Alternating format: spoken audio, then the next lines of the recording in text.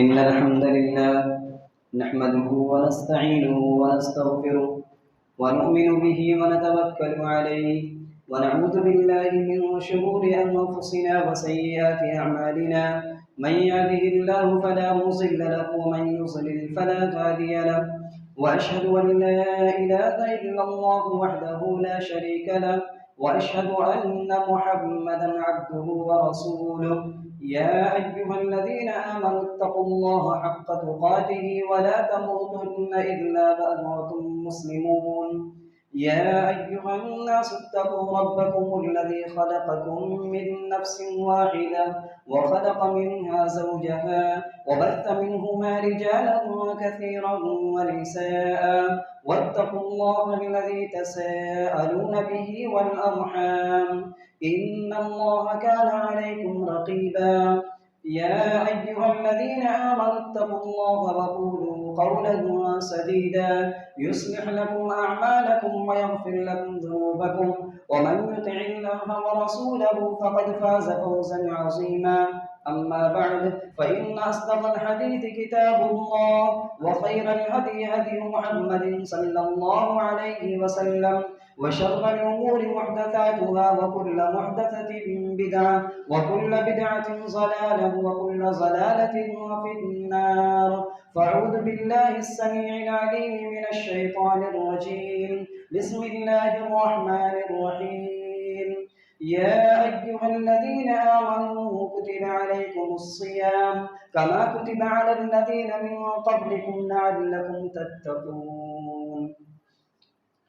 محترم حاضرین جمعہ، بزرگوں، نوجوان بھائیوں، قابل احترام خواتین اسلام، عزیز بچوں، ہم اور آپ اچھی طرح جانتے ہیں کہ رمضان المبارک کا مہینہ ہم سے بالکل قریب آتے جا رہا ہے۔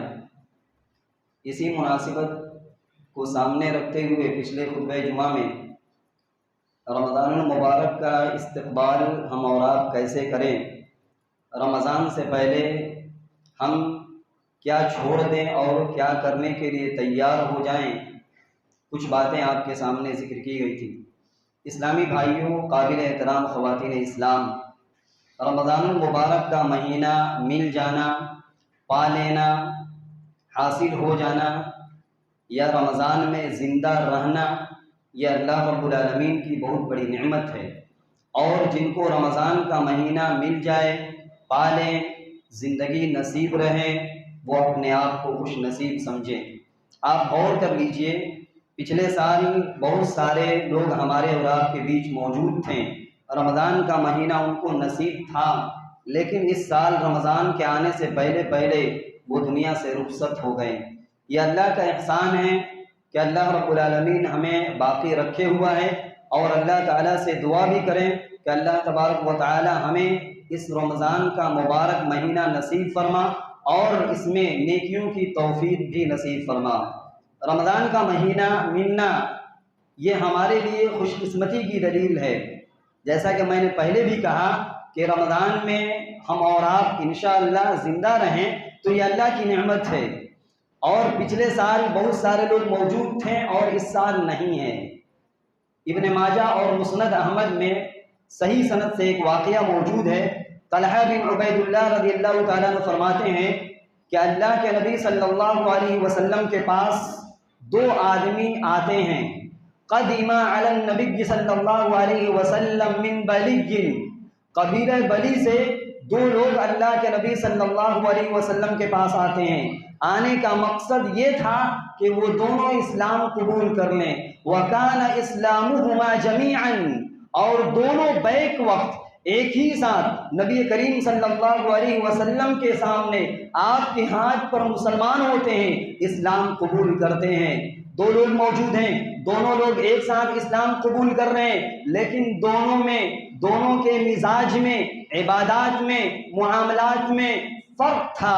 پیارے نبی صلی اللہ علیہ وسلم کے صحابی طلحہ بن عبید اللہ رضی اللہ تعالیٰ عنہ بیان فرماتے ہیں، وَكَانَ أَحَدُهُمَا أَشَدَّ اجْتِهَادًا، ان دونوں میں سے ایک آدمی ایسا تھا جو عبادات میں بڑا محنتی تھا، بڑا پھرتیلا تھا، وقت کا فائدہ اٹھاتا تھا، بڑی محنت کرتا تھا۔ فغزل مجتہد، محنت کرنے کے ساتھ ساتھ معاملہ عبادات کا ہو، معاملات کا ہو، نماز کا ہو یا دوسری نیکیوں کا ہو، نیکی کے ہر کام میں یہ آدمی پہل کرتا تھا، آگے آگے رہتا تھا، کوشش کرتا تھا، محنت کرتا تھا۔ ایک بار ایسا بھی ہوا، موقع جہاد کا آیا، اللہ کے راستے میں اس نے جہاد کیا، لڑائی کے لیے آگے بڑھا، فاستشہد، لیکن اسی جنگ میں، اسی لڑائی میں اس آدمی کا انتقال ہو جاتا تھا، انتقال ہو گیا، وہ آدمی دنیا کو چھوڑ کر چلا گیا، شہید ہو گیا۔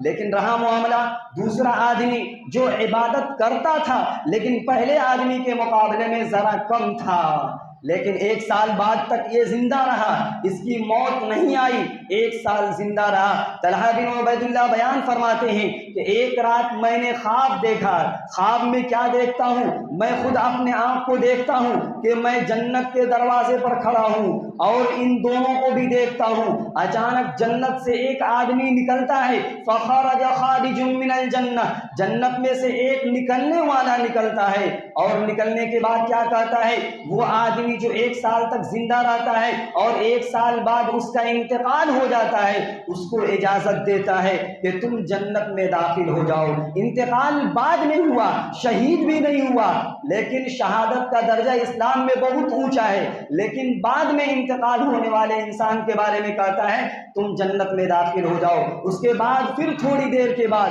وہ آدمی دوبارہ نکلتا ہے، وہ نکلنے والا دوبارہ ظاہر ہوتا ہے اور اس آدمی کے بارے میں کہتا ہے جس کا انتقال شہادت پہ ہوتی ہے، شہادت کی موت نصیب ہوتی ہے، اس کو کہتا ہے کہ تو بھی جنت میں داخل ہو جاؤ۔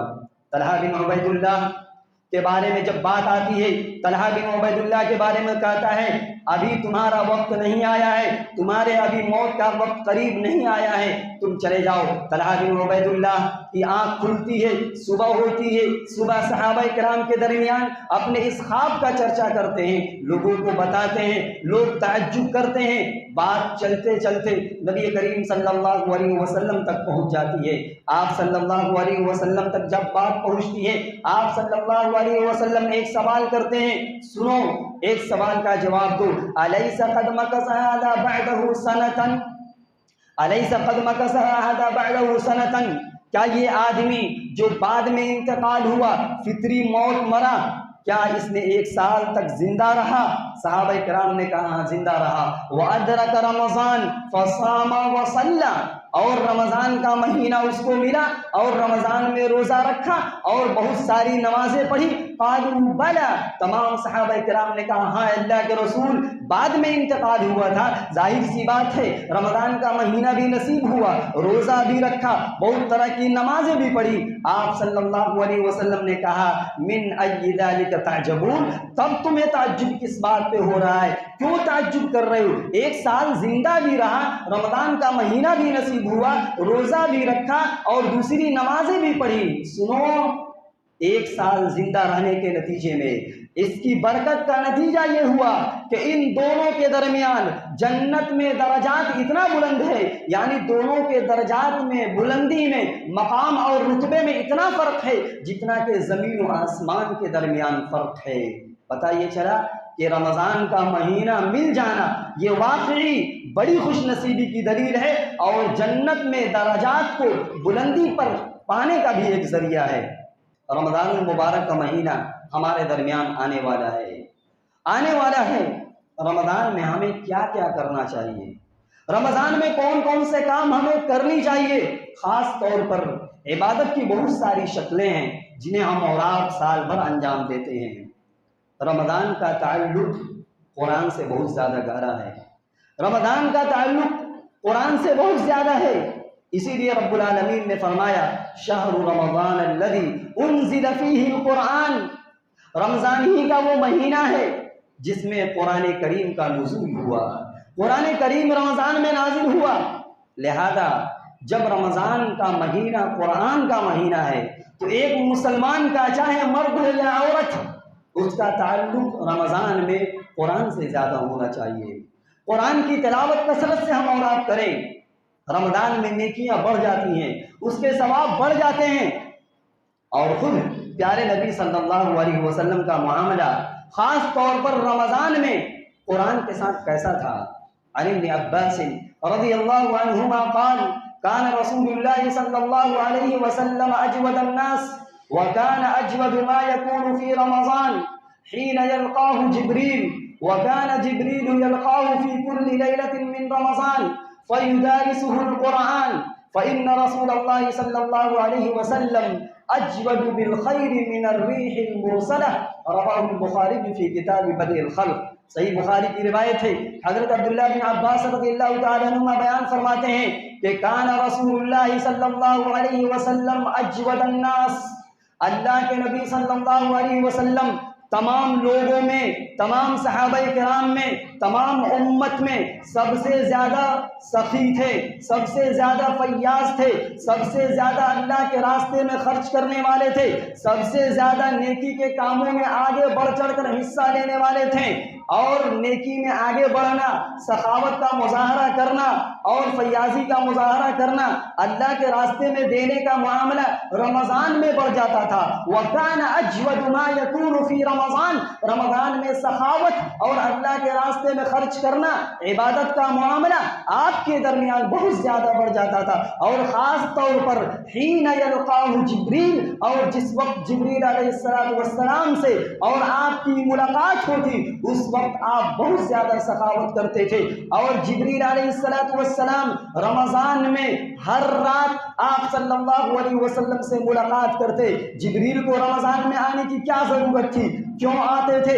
اللہ کے نبی صلی اللہ علیہ وسلم کے صحابی حضرت عبداللہ بن عباس خود بیان کرتے تھے، کہتے ہیں فَيُدَارِسُهُ الْقُرْآنَ وَفِي رِوَایَةٍ فَيُعَارِضُهُ الْقُرْآنَ۔ جبریل کیوں آتے تھے؟ کیوں آتے تھے نبی کریم صلی اللہ علیہ وسلم کے پاس پورے رمضان میں ہر رات؟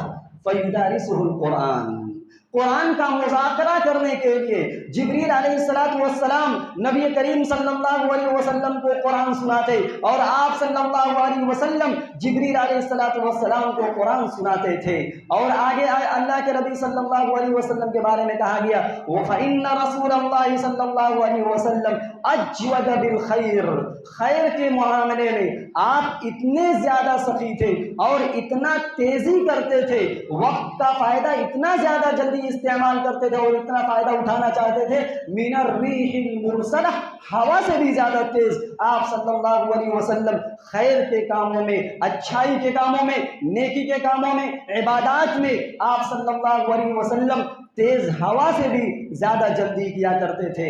تو آپ صلی اللہ علیہ وسلم کا تعلق قرآن کریم سے بہت زیادہ گہرا تھا۔ تو قرآن کریم کی تلاوت کیا جائے، وقت نکالے جائیں، فرصت نکالا جائے، اور کم سے کم ایک ختم قرآن کیا جائے، اگر ہو سکے تو جتنا چاہیں پڑھے، اور معانی اور ترجمے کے لیے اگر وقت ہو تو ترجمے کے ساتھ پڑھے، معانی اور تفسیر اور تشریح کے ساتھ بھی پڑھے۔ رمضان میں عام طور پر ہم اور آپ کام کم کر دیتے ہیں، اگر نہیں کرتے ہیں تو کام کم کر دیجئے، وقت کا فائدہ اٹھائیے، اور قرآن کریم سے رشتہ پیارے نبی صلی اللہ علیہ وسلم کا اتنا زیادہ کیوں تھا؟ آپ نے اپنی امت کو یہ بات بتلا دی تھی کہ اے میری امت کے لوگوں، دنیا میں کوئی بھی ایسی کتاب نہیں ہے جس کا ایک حرف پڑھا جائے اور اس میں نیکی مل جائے، اور وہ بھی 10 نیکی ملے، لیکن قرآن کا جہاں معاملہ آیا، جہاں بات قرآن کریم کی آئی، آپ صلی اللہ علیہ وسلم نے کیا کہا؟ عن عبد الله بن مسعود رضي الله عنه يقول قال رسول الله صلى الله عليه وسلم من قرأ حرفا من كتاب الله فله به حسنة والحسنة بعشر أمثالها لا أقول ألف لام ميم حرف ولكن ألف حرف ولام حرف وميم حرف رواه الترمذي في كتاب فضائل القرآن۔ ترمذی کی صحیح روایت ہے، حضرت عبداللہ بن مسعود فرماتے ہیں کہ پیارے نبی صلی اللہ علیہ وسلم نے فرمایا من قرأ حرفا من کتاب اللہ، جو آدمی اللہ کی کتاب کا ایک حرف پڑھے گا، جو آدمی پڑھے گا اسی کو نیکی ملے گی۔ من قرأ حرفا من کتاب اللہ، جو آدمی قرآن کریم کا ایک حرف پڑھے گا اس کو ایک نیکی ملے گی، لیکن وہ ایک نیکی کیسی ہوگی؟ والحسنۃ بعشر امثالها، وہ ایک نیکی 10 نیکیوں کے برابر ہوگی۔ پھر اللہ کے نبی آگے بیان کرتے ہیں، کہتے ہیں کہ میں یہ بات نہیں کہہ رہا ہوں کہ قرآن کریم میں کئی جگہ الف لام میم کے الفاظ آئے ہیں اور یہ الف لام میم ایک حرف ہے، نہیں، ایک حرف نہیں ہے، ولیکن الف حرف، الف ایک حرف ہے، ولام حرف، لام دوسرا حرف ہے، ومیم حرف، اور میم تیسرا حرف ہے۔ گویا کہ کوئی آدمی قرآن کریم میں صرف الف لام میم کی تلاوت کرتا ہے تو اسے 30 نیکی ملے گی۔ اور تعجب کی بات یہ ہے، حیرت کی بات یہ ہے کہ یہ حروف مقطعات میں سے ہے، اس کے معانی اور مفہوم ہمیں نہیں بتلائے گئے ہیں، ہم معانی بھی نہیں سمجھ رہے ہیں، اس کے باوجود رب العالمین کا احسان دیکھیے کہ اللہ رب العالمین صرف الف لام میم پڑھنے سے 30 نیکیاں دیں گے، 30 نیکی ملے گی۔ اور یہی وہ کتاب ہے جو کل قیامت کے دن ہمارے کام آنے والی ہے، جو چیز ہمیں کام آنے والی ہے یہ امت اسی چیز سے دور ہے۔ پیارے نبی صلی اللہ علیہ وسلم نے فرمایا، اقرأوا القرآن فإنه يأتي يوم القيامة شفيعا لأصحابه۔ اے میری امت کے لوگوں، قرآن سے اپنا رشتہ مضبوط کرو۔ دن بھر میں کئی طرح کے نیوز پیپر پڑھ لیتے ہو، کئی طرح کی کتابیں پڑھ لیتے ہو، قرآن بھی پڑھو۔ اقرأوا القرآن، یہ نبی کے الفاظ ہے، نبی حکم دے رہے ہیں، اے میری امت کے لوگوں قرآن پڑھو۔ کیوں؟ کیونکہ یہ قرآن کل قیامت کے دن اپنے پڑھنے والوں کے حق میں سفارش کرے گا اور اللہ اس کی سفارش کو قبول کرے گا۔ تو رمضان میں خاص طور پر قرآن کریم کی تلاوت کیا جائے۔ اسی طرح رمضان میں جو رمضان کا ایک اہم اور خاص عبادت ہے، روزے کا اہتمام کیا جائے، روزے کا اہتمام کیا جائے۔ بدقسمتی سے اس امت میں بہت سارے ایسے بدنصیب موجود ہیں، جیسے ہی رمضان کا مہینہ آتا ہے، چاند طلوع ہوتا ہے، چہرے بگڑ جاتے ہیں، چہرے سکڑ جاتے ہیں، چہرے پر مایوسی آ جاتی ہے۔ کیوں؟ دن بھر کھانا نہیں ملے گا، دن بھر غلط کام نہیں کرنے پڑیں گے، دن بھر کھانے پینے کا جو معاملہ ہے سب کچھ بند ہو جائے گا، بہت موٹے تگڑے ہیں، دبلے ہو جائیں گے۔ یہ آپ کی سوچ ہو سکتی ہے، یہ آپ کا رویہ ہو سکتا ہے۔ اسلام میں کوئی ایسی بات نہیں کہی گئی ہے کہ جب اس پر ہم عمل کریں تو وہ ہماری صحت کے لیے نقصان دہ ہو، ہماری صحت پر اس کا اثر پڑے۔ کوئی بھی ایسا کام نہیں ہے جو آپ کریں اور اس کا غلط اثر آپ کی صحت پر پڑے، ایسا کوئی حکم نہیں ہے، کم سے کم میرے علم میں نہیں ہے۔ تو روزے کا اہتمام کیا جائے، یہ روزہ فرض ہے ہر بالغ عاقل مرد اور عورت پر۔ اللہ نے کہا، یا ایھا الذین آمنوا کتب علیکم الصیام کما کتب علی الذین من قبلکم لعلکم تتقون۔ اے ایمان والو، تمہارے اوپر روزے فرض کر دیے گئے ہیں ویسے ہی جیسے تم سے پہلے لوگوں پر فرض کیے گئے تھے۔ کیوں؟ روزے کا مقصد کیا ہے؟ ہمارے اوپر بوجھ بن جائے، ہمیں تنگ کرنا مقصد ہے، اللہ کے بندوں کو پریشان کرنا مقصد ہے، تکلیف دینا مقصد ہے؟ نہیں، لعلکم تتقون، تاکہ اے ایمان والو روزے کے بعد تمہاری زندگی بدل جائے۔ روزے سے پہلے بہت سارے کچھ کرتے تھے، بہت سارے غلط کام کیا کرتے تھے، اب روزہ رکھنے کے بعد تم متقی بن جاؤ، پرہیزگار بن جاؤ، اللہ سے ڈرنے والے بندے بن جاؤ۔ روزے کا مقصد تقویٰ ہے، اللہ کا ڈر ہے، اللہ کا خوف ہے۔ انتہائی بدنصیب ہیں وہ لوگ جو رمضان کا مہینہ پاتے ہیں اور اپنی صحت کو، اپنی انرجی کو سامنے رکھتے ہوئے بغیر کسی مجبوری کے، بغیر کسی بیماری کے، بغیر کسی مسئلے کے، بغیر کسی سفر کے جان بوجھ کر کوئی آدمی روزہ چھوڑ دیتا ہے جو رمضان کی خاص عبادت ہے، اس کا انجام بہت برا ہونے والا ہے، بہت برا ہونے والا ہے۔ روزہ کے کیا فضائل ہیں بعد میں سنیے گا۔ رمضان میں روزہ جو لوگ نہیں رکھتے ہیں، جان بوجھ کر چھوڑ دیتے ہیں، ان کا حشر کیا ہونے والا ہے۔ مستدرک حاکم، صحیح ابن حبان، صحیح الترغیب والترہیب میں روایت موجود ہے۔ امامہ باہلی رضی اللہ تعالیٰ عنہ حدیث کے راوی ہیں، کہتے ہیں کہ میں نے نبی صلی اللہ علیہ وسلم کو فرماتے ہوئے سنا کہ آپ صلی اللہ علیہ وسلم نے ایک بار فرمایا، بین انا نائم اذ اتانی رجلان، ایک بار میں سویا ہوا تھا، میں نیند میں تھا، اچانک دو لوگ میرے پاس آتے ہیں۔ کون کہہ رہا ہے؟ اللہ کے رسول کہہ رہے ہیں کہ میں سویا ہوا تھا، دو لوگ آتے ہیں اور دونوں میرے کندھے کو پکڑ لیتے ہیں، میرے بدن کے حصے کو پکڑ لیتے ہیں۔ پکڑنے کے بعد دونوں مجھے لے جاتے ہیں ایک ایسے پہاڑ کے طرف جس پہاڑ پر چڑھنا بہت مشکل تھا، چڑھنا بہت مشکل تھا۔ نبی کریم صلی اللہ علیہ وسلم سے کہا گیا اسعد، اے نبی آپ اس پہاڑ پر چڑھ جائیے۔ آپ صلی اللہ علیہ وسلم نے کہا انی لا اطیقہ، یہ پہاڑ اتنا مشکل ہے، اس پر چڑھنا اتنا دشوار ہے کہ میں اس پہاڑ پر نہیں چڑھ سکتا۔ ان دونوں نے کہا آپ ٹینشن مت لیجئے، آپ فکر مت کیجئے، ہم آپ کو چڑھا دیں گے، آپ کے لیے چڑھنا ہم آسان کر دیں گے۔ اللہ کے رسول کہتے ہیں فلما صعدت، جب میں پہاڑ پر چڑھ گیا، چڑھنے کے بعد میں کیا دیکھتا ہوں؟ میں دیکھتا ہوں کہ کچھ آواز آ رہی ہے، سخت قسم کی آواز سنائی دے رہی ہے۔ آپ صلی اللہ علیہ وسلم پوچھتے ہیں ما هذه الاصوات، مجھے اس پہاڑی کے پاس لائے ہو، یہ بتاؤ یہ آواز جو آ رہی ہے، سخت قسم کی آواز آ رہی ہے، یہ آواز کیسی ہے؟ آپ صلی اللہ علیہ وسلم کو بتلایا گیا ھذا دعاء اہل النار، یہ جہنمی لوگوں کی رونے کی آواز ہے۔ جہنمی جہنم میں تکلیف سے دو چار ہیں، تکلیف برداشت نہیں کر پا رہے ہیں، جھیل رہے ہیں، اور برداشت نہ کرنے کے نتیجے میں یہ جہنمی رو رہے ہیں۔ آپ صلی اللہ علیہ وسلم فرماتے ہیں وہاں سے مجھے اور آگے بڑھایا گیا، کچھ اور دور لے جایا گیا۔ جانے کے بعد میں دیکھتا ہوں کہ کچھ لوگ ایسے ہیں جو منہ کے بل لٹکے ہوئے ہیں، پاؤں اوپر ہے، منہ یعنی سر نیچے لٹکا ہوا ہے، اور ان کے منہ یعنی بانچ کو چیر دیا گیا ہے، جبڑے کو پھاڑ دیا گیا ہے، تسیل دموعہم، اور اس جبڑے سے خون بہ رہا ہے، خون ٹپک رہا ہے۔ پیارے نبی صلی اللہ علیہ وسلم نے پوچھا یہ کون لوگ ہیں؟ آخر ان کو یہ کس جرم کی پاداش میں انہیں یہ سزا دی جا رہی ہے؟ آپ صلی اللہ علیہ وسلم کو بتلایا گیا ہؤلاء الذین یفطرون قبل تحلۃ صومہم، یہ وہی لوگ ہیں جو دنیا کے اندر روزہ رکھتے تھے لیکن روزہ یعنی اذان سے پہلے ہی روزہ توڑ دیا کرتے تھے۔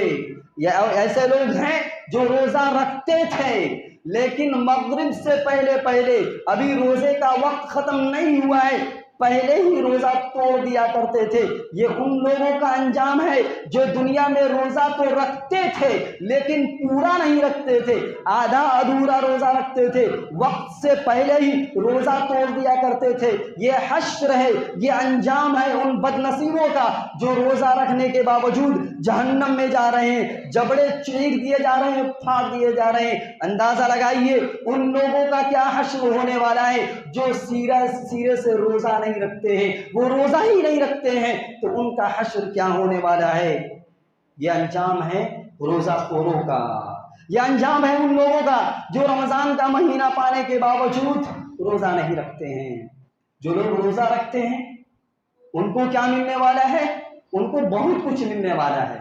جو لوگ رمضان کا مہینہ پاتے ہیں اور روزہ رکھ لیتے ہیں انہیں بہت کچھ ملنے والا ہے۔ پہلی بات، انہیں جہنم سے آزادی ملنے والی ہے۔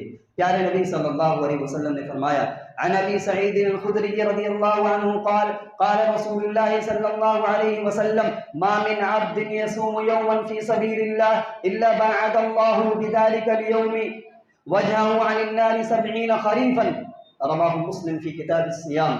صحیح مسلم کی روایت ہے۔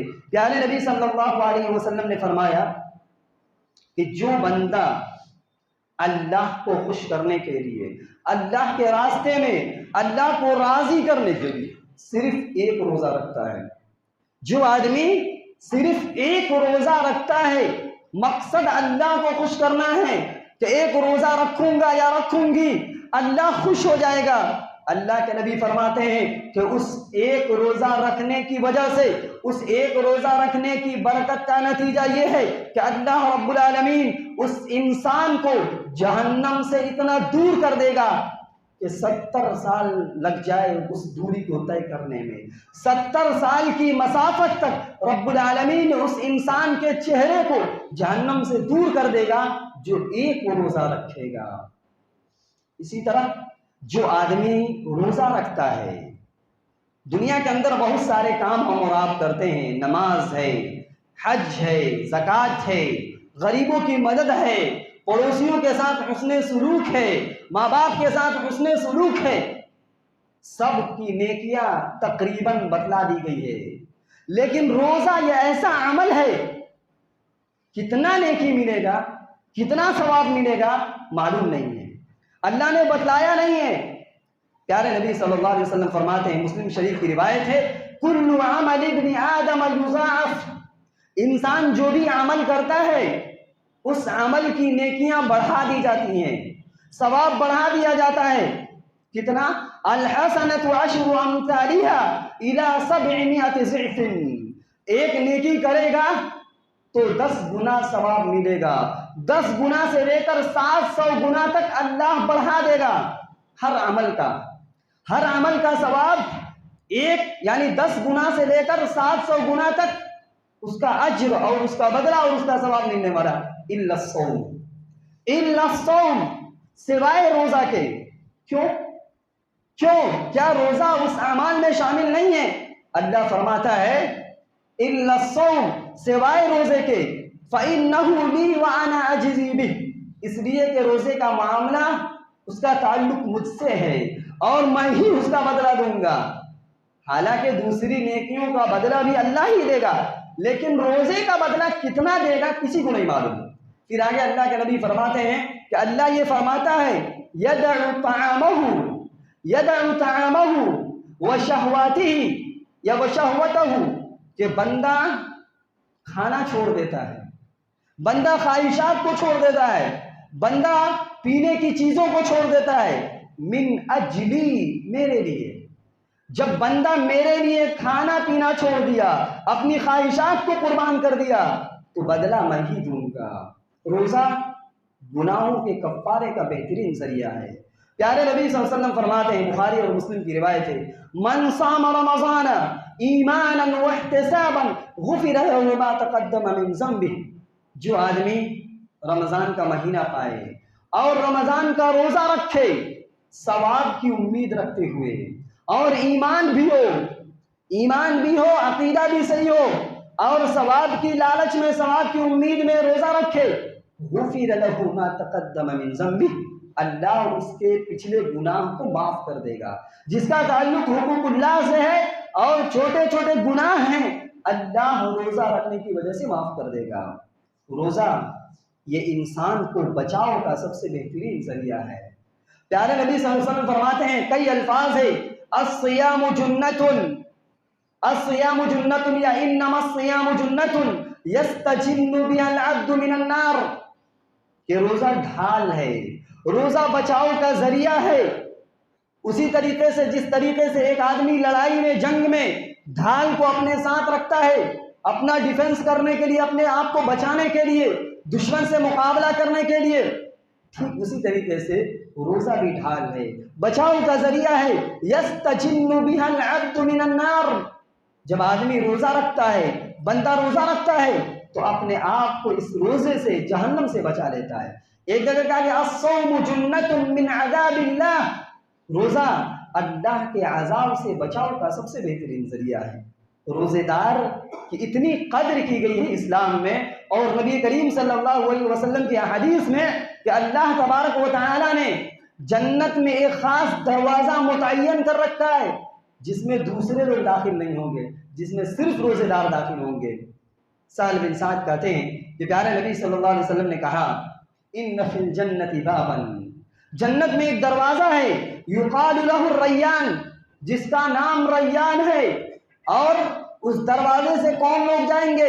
لا يدخل منه الصائمون، لا يدخل منه الا الصائمون، اس دروازے سے صرف روزے دار داخل ہوں گے، کوئی اور داخل نہیں ہوگا۔ ولا يدخل منه احد غيرهم، اس دروازے میں کوئی اور داخل نہیں ہوگا۔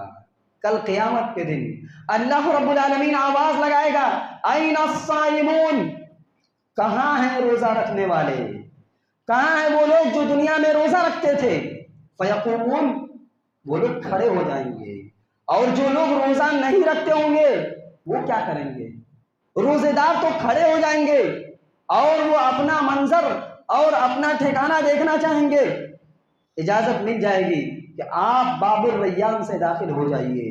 اس دروازے سے داخل ہونے کے بعد فَإِذَا دَخَلُوا أُغْلِقَ، جیسے ہی یہ لوگ داخل ہو جائیں گے اس دروازے کو لاک کر دیا جائے گا، دروازہ بند کر دیا جائے گا، لا يدخل منه احد، اب اس دروازے سے کوئی داخل نہیں ہو سکتا۔ اسلامی بھائیوں، رمضان کا مہینہ آ رہا ہے، بالکل قریب آ رہا ہے، تیار ہو جائیے، ارادہ پکا کر لیجئے اور کچھ کرنے کے لیے آگے بڑھیے۔ دعا کرنے سے پہلے چند گزارشات ہیں۔ پہلی گزارش یہ ہے کہ اس مسجد میں ہر اتوار بعد نماز مغرب درس ہوا کرتا ہے، لیکن اس ہفتہ نہیں ہوگا، بلکہ پورے رمضان نہیں ہوگا۔